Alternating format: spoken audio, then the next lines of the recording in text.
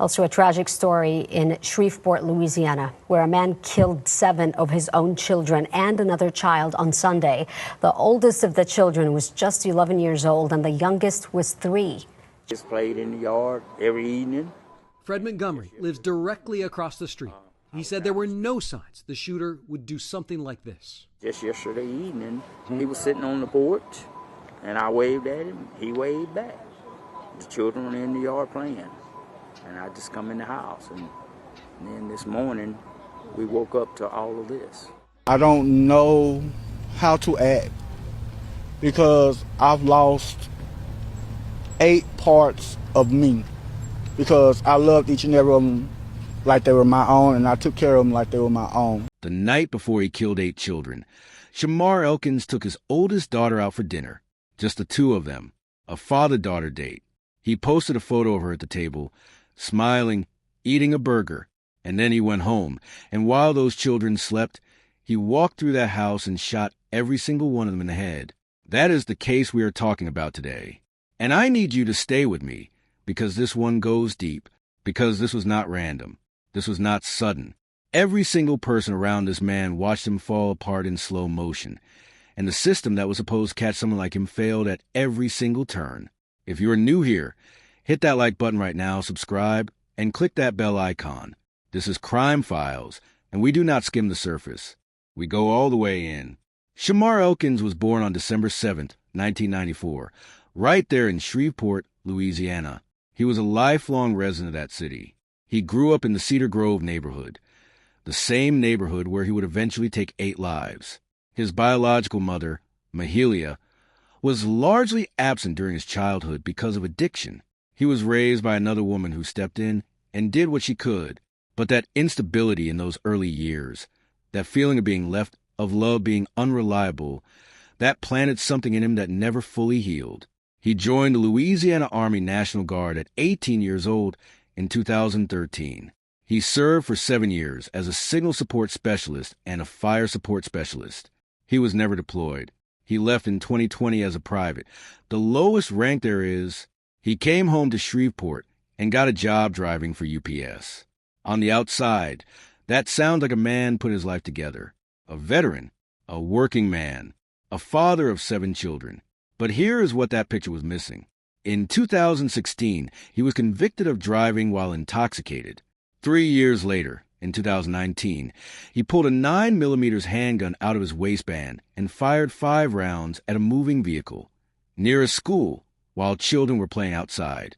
He told police someone in the car had pointed a gun at him first. He pleaded guilty to illegal use of a weapon. He was placed on 18 months of probation.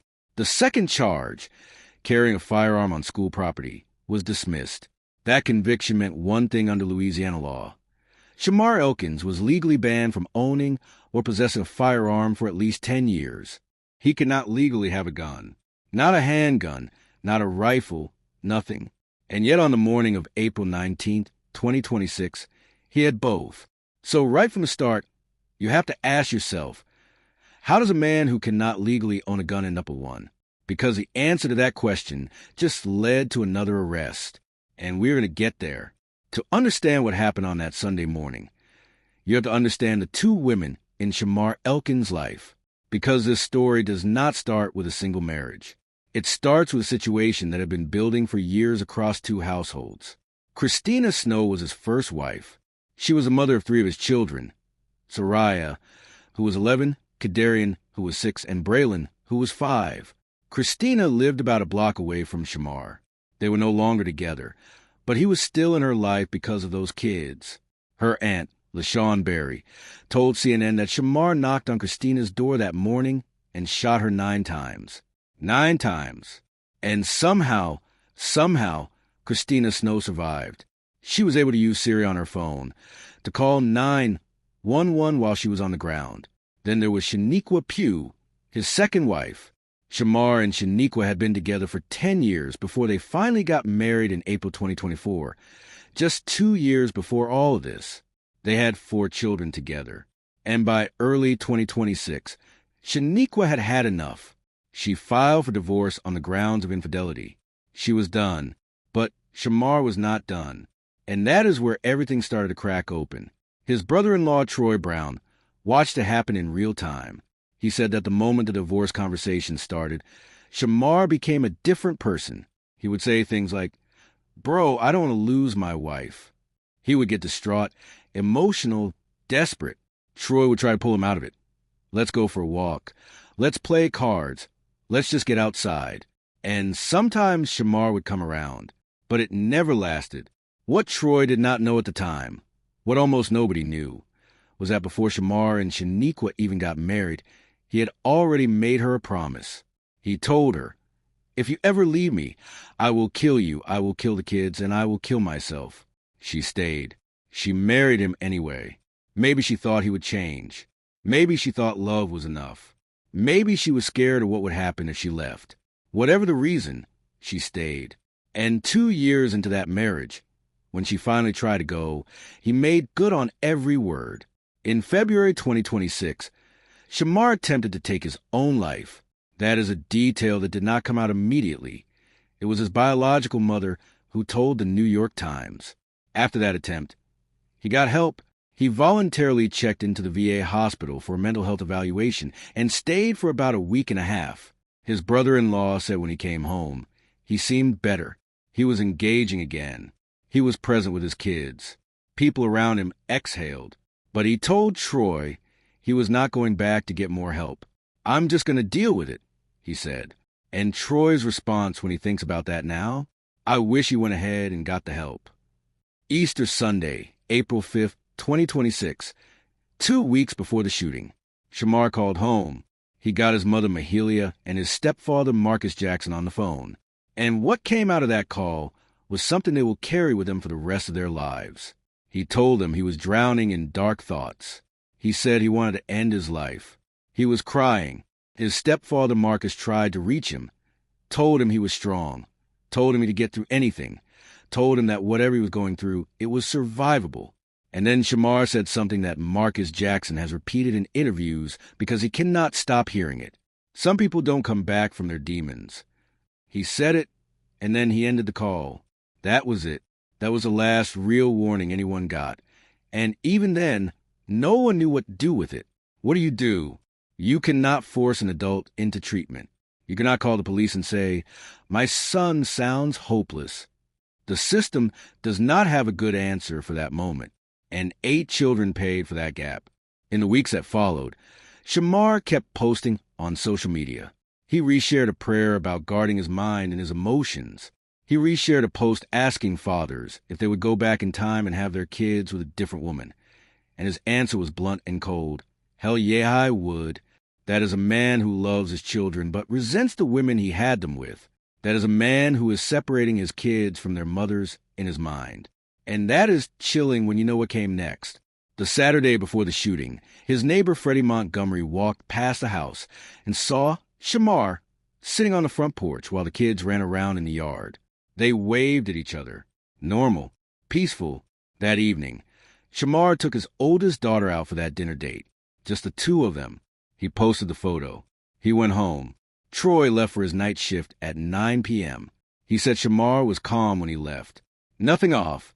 Nothing that said this was the last night those children would be alive. At around 5:55 a.m. on April 19th, Shamar Elkins made his first move. He went to Christina Snow's house, his ex-wife, his children's mother, knocked on her door, and when she opened it, he shot her 9 times. She fell. She used Siri to call 911. He took her 3 children, and he left. He drove a few blocks to the house on West 79th Street. That is where Shaniqua was staying with the other children. He walked in. All 8 of those children were asleep, and he shot them one by one, execution style, most of them in the head. 7 of them were his own. The 8th was their cousin. The youngest was 3 years old. 3 years old. One child tried to get out through a window, made it onto the roof, and was found dead there. Shaniqua's sister and a 12-year-old girl also jumped from that roof trying to escape. The sister fractured bones. The girl got away with scratches. A 13-year-old boy jumped too, broke bones in the fall, and managed to call for help. He is the reason police got there at 6:01 a.m. Police Chief Wayne Smith stood in front of cameras and said it was unlike anything most of them had ever seen. His spokesperson called it, and I am quoting this directly, a disgusting and evil scene. Here is where this case takes a turn that nobody saw coming. Because after the shooting, after 8 children were dead, investigators started asking the question that should have been asked before any of this happened. Where did Shamar Elkins get that gun? He was a convicted felon. He was legally banned from owning firearms. So how did he have a rifle-style pistol when police confronted him in Bossier Parish? How did he have weapons in that house with those sleeping children? On April 21st, 2 days after the shooting, federal agents arrested a 56-year-old Shreveport man named Charles Ford. He has been charged with felon in possession of a firearm and making false statements to federal agents. Here is what the court documents say. When ATF agents first came forward, he lied. He told them he had never had the gun. Then the story changed. He admitted he did have a rifle. He said he kept it under the seat of his truck. He then claimed that Shamar Elkins must have stolen it from him. He said he noticed the gun was missing from his truck around March 9th, over a month before the shooting. A court affidavit says Ford confronted Elkins about it. But when Elkins got offensive, Ford just let it go. He let it go. Ford is also a convicted felon, which means he should not have had that gun either. So you have 2 men, both legally barred from owning firearms, and between them, 8 children are dead. Charles Ford faces up to 15 years in federal prison for the possession charge, and up to 5 more for lying to federal agents. The U.S. Attorney Zachary Keller said it plainly. Shamar Elkins' death means the community will never see him face justice. But they are going to pursue everyone connected to how he got that weapon. There is one more detail that I cannot let go of.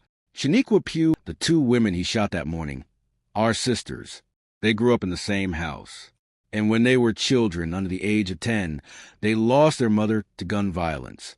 Gun violence took their mother from them when they were little girls.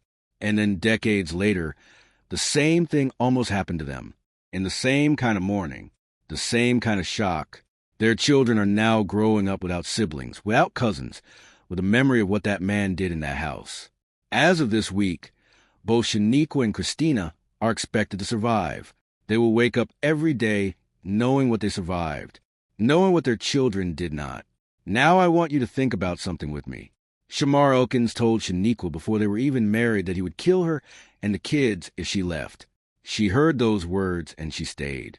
We can sit here and ask why, but that is the wrong question. The right question is, what does a woman do when the person threatening her is also the father of her children, the person she loves, the person she built a life with? What does she do when leaving feels more dangerous than staying? Because the statistics back that up. Women are most at risk of being killed in the moments they try to leave. And what about the system? Shamar Elkins tried to take his own life in February. He called his parents on Easter and told them he was drowning in darkness. His brother-in-law watched him fall apart week by week. And not one of those moments triggered any intervention that could have stopped what happened. The Shreveport City Council, by the way, voted just a month before the shooting to pull out of a domestic violence resource center partnership. A month before. 30% of homicides in Shreveport are domestic in nature, and they pulled funding. What would it have taken to save those 8 children? A red flag law that Louisiana does not have? A domestic violence call that was never made? Someone deciding that what he said to Shaniqua before the wedding was enough of a warning? We do not have clean answers, but we have to keep asking the questions. Because Jayla was 3 years old. Braylon was 5. And they deserve to grow up. If this case moved you, if you feel that weight, please hit the like button, subscribe to Crime Files, and click that bell so you never miss a story. We're going to keep showing up for the people these stories are about.